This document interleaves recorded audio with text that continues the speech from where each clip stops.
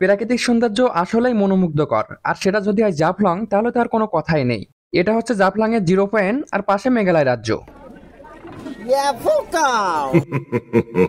এটা আমার বন্ধু তৈত প্রাকৃতিক কিছু দেখে আপসেট হয়ে পড়ছে।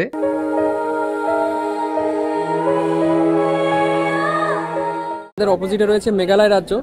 এই যে দেখতে পাচ্ছেন বিএসএফ দাঁড়িয়ে আছে সব। I love Jaflong. চলুন জাফলংটা ঘুরে আসি।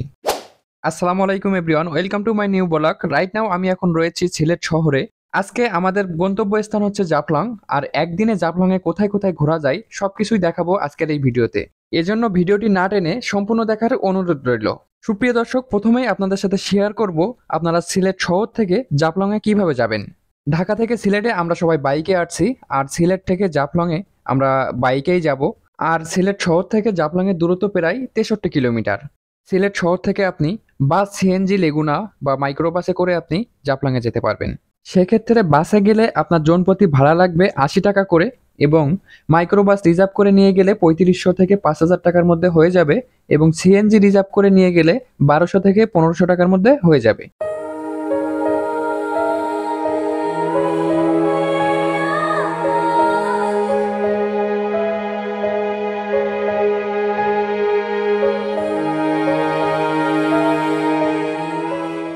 সুপ্রিয় দর্শক, আমরা জাফলং এ চলে আসছি। আর জাফলং জিরো পয়েন্টের আগে যে রাস্তাগুলো পাবেন সব রাস্তাগুলোই এরকম খারাপ। আর এই রাস্তাগুলো খারাপ হওয়ার পর্যাপ্ত কারণ রয়েছে।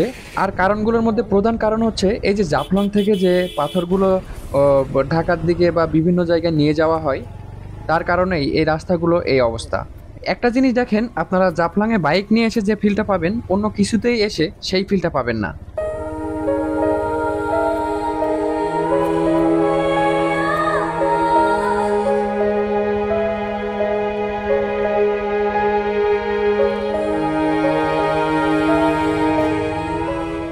সুপ্রিয় দর্শক, আমরা এবার বাইক থেকে বেরিয়ে পড়লাম জাফলং এ কি কি রয়েছে সেগুলো দেখার জন্য। আর আমার সামনে রয়েছে আব্দুর রহমান, সামনে রয়েছে মাহি, তারপরে আরো সামনে রয়েছে আহমেদ ফয়সাল, রাকিব আদনান আর তহিদ। তো সাথেই থাকুন, জাফলং এ কি কি রয়েছে দেখে আসি। জাফলং জিরো পয়েন্টে যাওয়ার আগে রাস্তার দুপাশ দিয়ে বিভিন্ন ধরনের দোকান রয়েছে। আর এই দোকানগুলোতে বিভিন্ন ধরনের ইন্ডিয়ান জিনিসপত্র পাবেন। এছাড়াও রয়েছে বিভিন্ন ধরনের পাথর এবং টি শার্ট বা সবকিছুই এখানে রয়েছে। সুপ্রিয় দর্শক, জাফলং জিরো পয়েন্টে উঠতে হলে আপনাকে এরকম সিঁড়ি বেয়ে কয়েকশো ফুট উপরে উঠতে হবে। আর সিঁড়ির এই ডান সাইডে আপনার বিভিন্ন ধরনের দোকান রয়েছে। এখান থেকে প্রিয় মানুষের জন্য পছন্দ মতো কিনে নিয়ে যাইতে পারবেন। এই দেখেন, আমার বন্ধু আব্দুর রহমান ভাবির জন্য কিছু কিনে নিয়ে যাবে।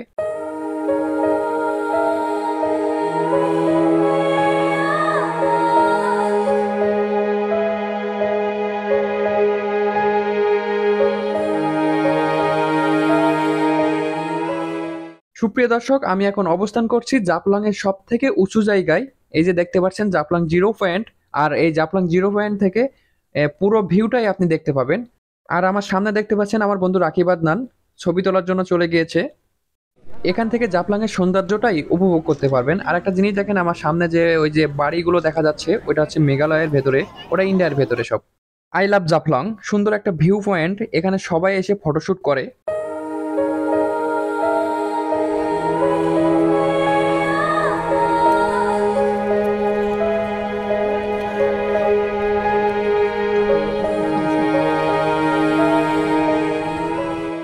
সুপ্রিয় দর্শক, আমরা এখন রয়েছি জাফলং এ পিয়াইন নদীর ধারে।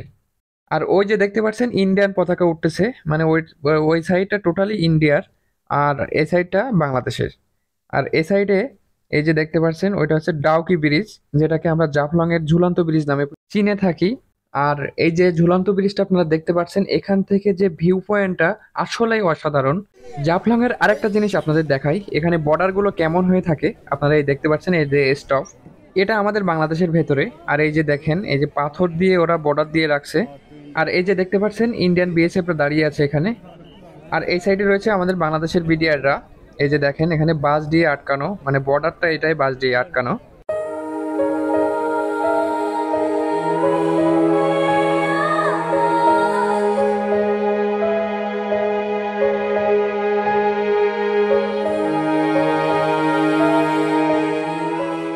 সুপ্রিয় দর্শক, আমরা সাধারণত দেখে থাকি জাফলং বাদে আর যে ভারত বাংলাদেশের যে বর্ডারগুলো রয়েছে তার প্রত্যেকটা বর্ডার সাইডে হয় তার কাটা দিয়ে বা উঁচু প্রাচীর দিয়ে আটকানো থাকে, কিন্তু জাফলংয়ে সেটা নাই। এটাই অনেক ভালো লাগছে।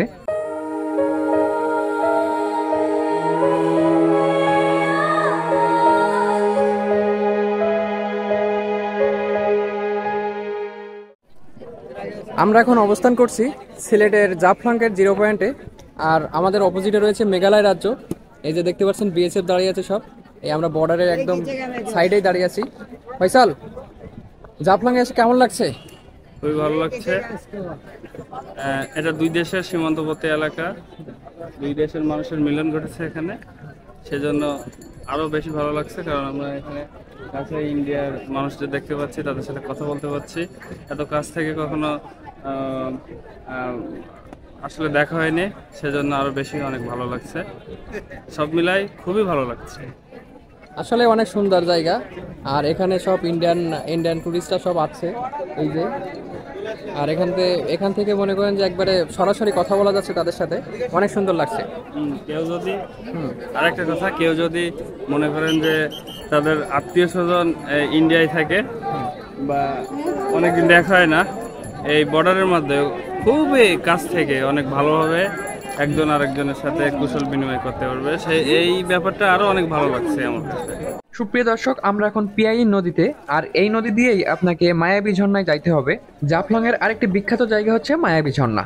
আর এই মায়াবী ঝর্ণায় আপনি হেঁটেও যাইতে পারবেন, আবার নৌকা নিয়ে যাইতে পারবেন। কিন্তু আমরা নৌকা নিলাম 500 টাকা দিয়ে। আপনি এখানে বার্গেটিং করে আপনাকে নৌকা নিতে হবে। তো আমি রিকমেন্ড করব আপনারা অবশ্যই নৌকা নিয়ে যাবেন, কারণ এখান থেকে মায়াবী ঝর্ণা অনেকটা দূর রয়েছে। আপনারা হেঁটে গেলে অনেক ক্লান্ত হয়ে যাবেন।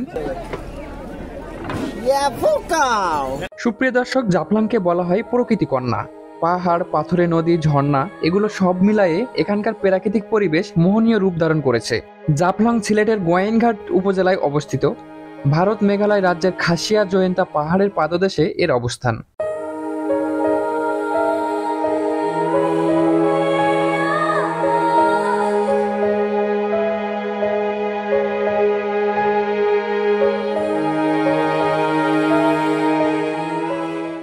সুপ্রিয় দর্শক, আমরা এখন মায়াবী ঝর্ণায় যাচ্ছি।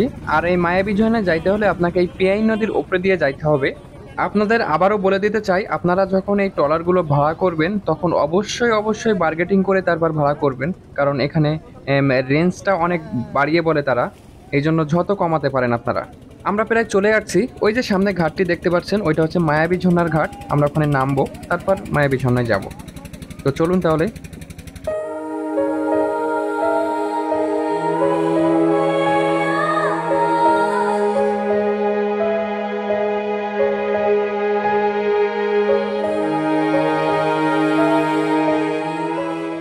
আমরা এবার বোট থেকে নেমে সোজা চলে যাব মায়াবী ঝর্ণার দিকে।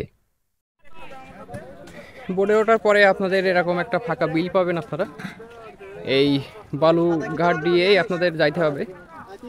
আর আপনাদের জন্য এখানে অনেক দোকান আছে, আপনারা এখানে এসে কিনতে পারবেন। এই যে এগুলো দোকান, আপনারা হাফ প্যান্টগুলো বা টি শার্ট যা নিয়ে আসেননি এখান থেকে নিজের পছন্দ মতো নিতে পারবেন।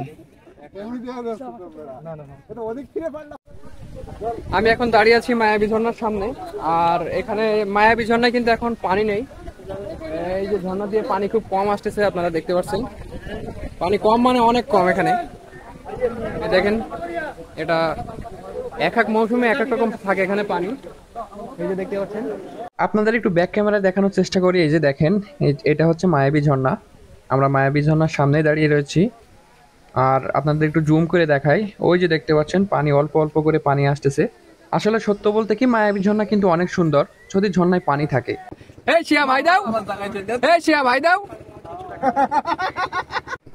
মায়াবী ঝর্ণা দেখে আমরা এবার ব্যাক করতেছি। আমাদের শিহাব ভাই নৌকার হাল ধরেছে। মায়াবী ঝর্ণা আমাদের নিরাশ করলেও আমাদের রিমন হোসেন শিহাব তিনি কিন্তু আমাদের নিরাশ করতেছে না। আসলে অল্প পানি থাকলে ঝর্ণা দেখে মজা নেই, তো কোনো ব্যাপার না। নেক্সট টাইম ইনশাল্লাহ আবার আসবো আমরা।